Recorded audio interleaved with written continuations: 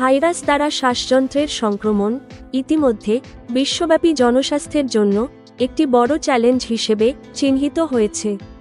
এই সংক্রমণ কখনো কখনো সব বয়সের মানুষের জন্য গুরুতর অসুস্থতার উৎস, এমনকি মৃত্যুর প্রধান কারণ হয়ে ওঠে।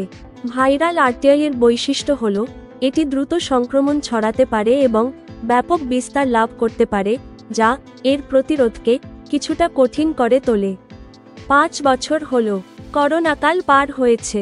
এবার নতুন মহামারী নিয়ে বার্তা দিয়েছেন বিশেষজ্ঞরা। অনেকেরই শঙ্কা 2025 সালে ফের করোনার মতো নতুন কোনো মহামারীর উদ্ভব হতে পারে। চীন জাপানে ছড়াচ্ছে এইচএমপিভি ভাইরাস। নতুন মহামারীর শঙ্কা, নতুন আতঙ্ক। দ্য হিউম্যান মেটানিউমোভাইরাসের এইচএমপিভি প্রাদুর্ভাব বেড়েছে চীন আর জাপানে। ইনফ্লুয়েঞ্জা ধাঁচের এই ভাইরাসে এরই মধ্যে আক্রান্ত হয়েছেন অনেকে। ভাইরাসটি করোনার মতোই ভয়াবহ আকার ধারণ করতে পারে বলে সতর্ক করেছেন স্বাস্থ্য বিশেষজ্ঞরা। বিশেষজ্ঞদের অনেকের শঙ্কা 2025 সালে আবার করোনার মতো নতুন কোনো মহামারীর উদ্ভব হতে পারে। যদিও কোন রোগটি মহামারী আকার ধারণ করবে সে বিষয়ে স্পষ্ট কোনো বার্তা এখনই দেওয়া সম্ভব নয়। তবে এইচএমভির প্রাদুর্ভাব ভাবাচ্ছে তাদের। যুক্তরাজ্যের সাউদাম্পটন বিশ্ববিদ্যালয়ের জ্যেষ্ঠ গবেষক মাইকেল হেড বলেন, আরও একটি মহামারীর আশঙ্কা করা হচ্ছে। তবে এখনও কোন রোগটি মহামারী আকার ধারণ করবে সেটি নিশ্চিত না বলে আগাম মহামারীর নাম দেওয়া হয়েছে ডিজিজ এক্স। হাম, কলেরা, বার্ড ফ্লু ও স্ক্যাবিসের মতো প্রায় 11টি রোগকে সম্ভাব্য মহামারীর তালিকায় রাখা হয়েছে। এরই মধ্যে এইচএমপিভির সাম্প্রতিক প্রাদুর্ভাব চিন্তার ভাঁজ ফেলেছে চিকিৎসক ও জনস্বাস্থ্য বিশেষজ্ঞদের কপালে। চীনের সামাজিক যোগাযোগ মাধ্যমে পোস্ট করা কয়েকটি ভিডিওতে দেখা যায়, করোনার সময়ে হাসপাতালে যেভাবে ভিড় তৈরি হয়েছিল একই পরিস্থিতি তৈরি হয়েছে এইচএমপিভির প্রাদুর্ভাবেও। একই অবস্থা দেখা যাচ্ছে জাপানেও।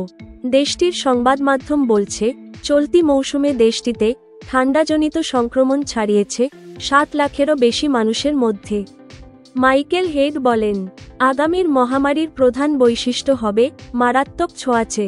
মানুষের মৃত্যুহার পৌঁছাবে সর্বোচ্চে। চীনের বর্তমান অবস্থা, চীনে প্রতিনিয়ত এইচএমপিভি প্রকট হয়ে উঠলেও এখন পর্যন্ত বিশ্ব স্বাস্থ্য সংস্থা কিংবা দেশটির সরকার সতর্ক জারি করেনি। যেভাবে ভাইরাসটি ছড়াচ্ছে তাতে করে যে কোনো সময়ে দেশটি জরুরি অবস্থা জারি করতে পারে বলেও দাবি বেশ কয়েকটি সংবাদ মাধ্যমের। দেশটিতে সবচেয়ে ঝুঁকিতে আছে শিশু ও বয়স্ক ব্যক্তিরা।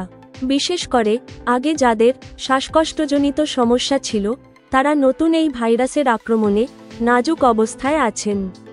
জ্বর, নাক বন্ধ, কাশি বা শ্বাসকষ্টের মতো সাধারণ ঠান্ডাজনিত সমস্যা দিয়ে শুরু হলেও পরবর্তী সময়ে এই ভাইরাসের সংক্রমণে হাসপাতালে ভর্তি হওয়ার মতো পরিস্থিতি সৃষ্টি হতে পারে।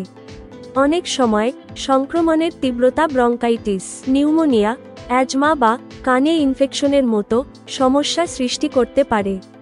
সতর্ক অবস্থানে ভারত। এইচএমপিভি ভাইরাস চীন থেকে যাতে করোনার মতো ভারতে ছড়িয়ে না পড়ে তাই আগে থেকেই সতর্ক অবস্থানে আছে দেশটি।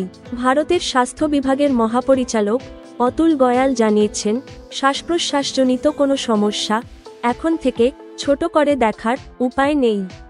এই ধরনের জটিলতা দেখা দিলে দ্রুত চিকিৎসকের পরামর্শ নিতে হবে। গয়াল বলেন, আপাতত ভয় পাওয়ার কিছু নেই। প্রাথমিকভাবে এটিকে সাধারণ ফ্লু বলেই মনে হচ্ছে।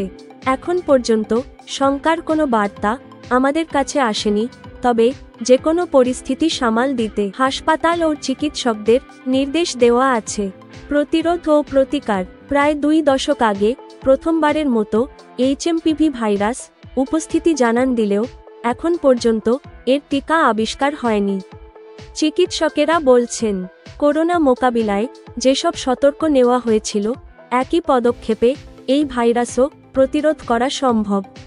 টানা 20 সেকেন্ড ধরে সাবান ও পানি দিয়ে হাত ধোয়া, অপরিষ্কার হাতে নাক মুখ স্পর্শ না করা এবং আক্রান্ত ব্যক্তিদের থেকে নিরাপদ দূরত্ব বজায় রাখার মধ্য দিয়ে এইচএমপিভি থেকে নিরাপদ থাকার পরামর্শ দিয়েছেন চিকিৎসকেরা।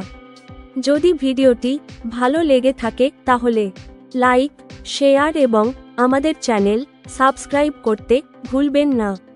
পরের ভিডিওতে আবার দেখা হবে। ততক্ষণ ভালো থাকুন।